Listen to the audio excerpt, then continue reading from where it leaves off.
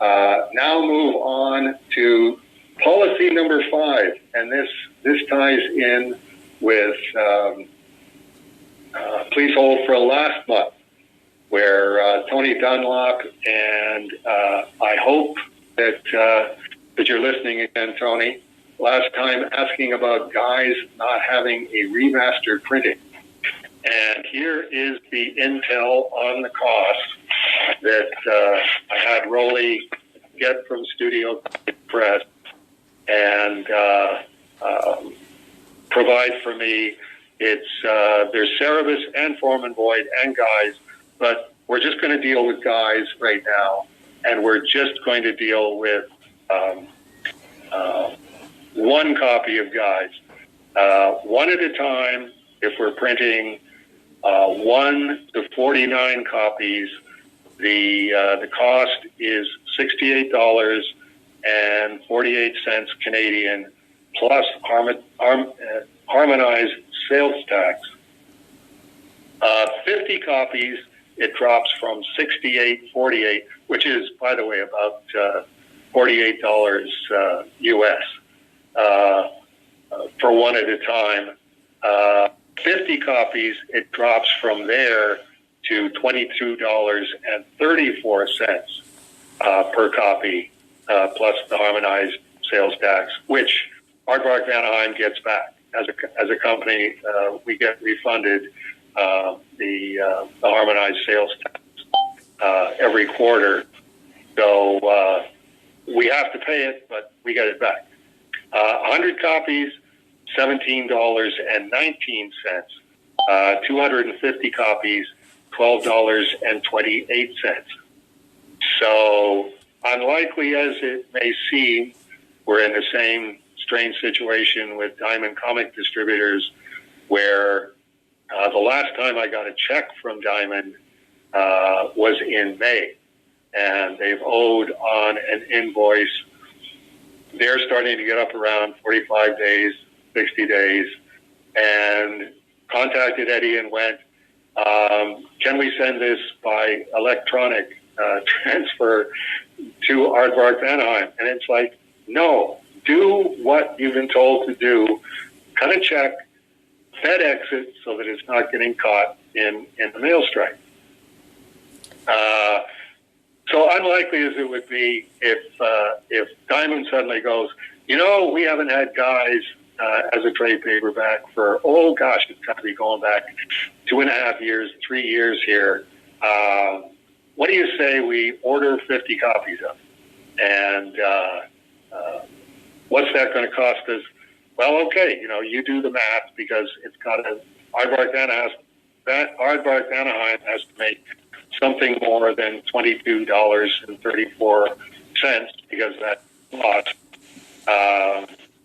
If it's 100 copies, $17.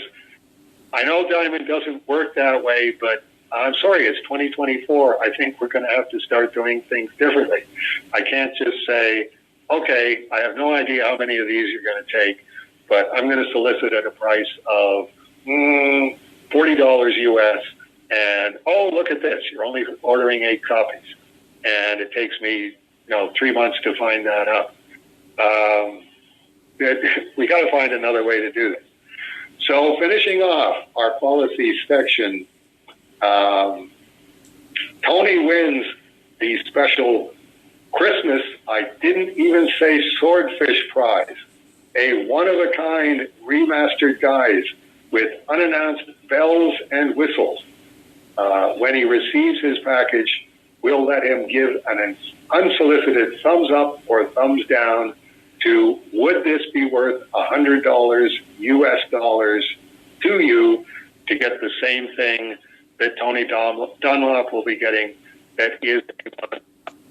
And one of the things that I am thinking about doing is finding out a studio a fold-out back cover, and on the fold-out back cover, doing a drawing, pencil and ink drawing of the Cerebus got with the eye patch and the missing ear and the rumpled hair. So that won't be all that Tony's getting, but Tony will get something else, several something else's, and we will find out. Okay, we can't get a remastered through any system that exists in the comic book field, but we can get these to individual Cerebus customers.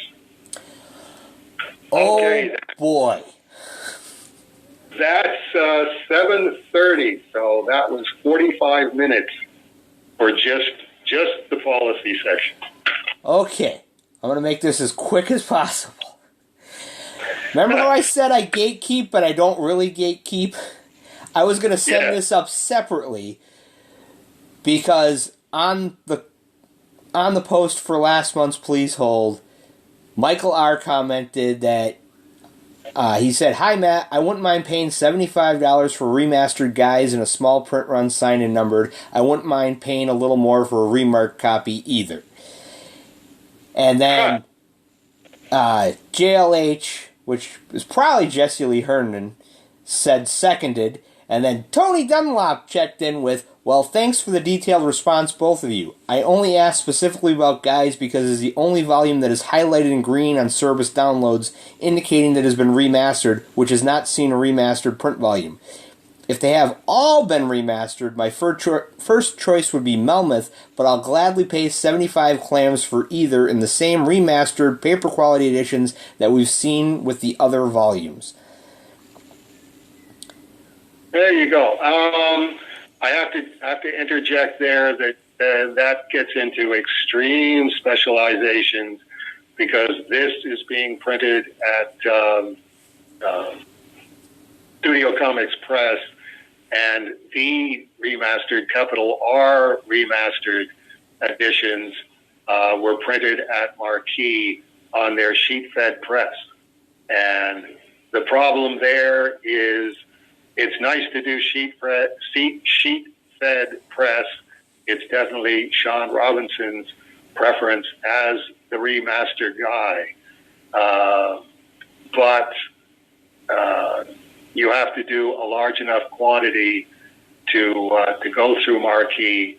And now that Diamond doesn't have a warehouse in Plattsburgh, just across the river, you've got the shipping costs on top of that. So at least for the foreseeable future, it's going to be individual copies of remastered books. We'll see if we can get it down to 75.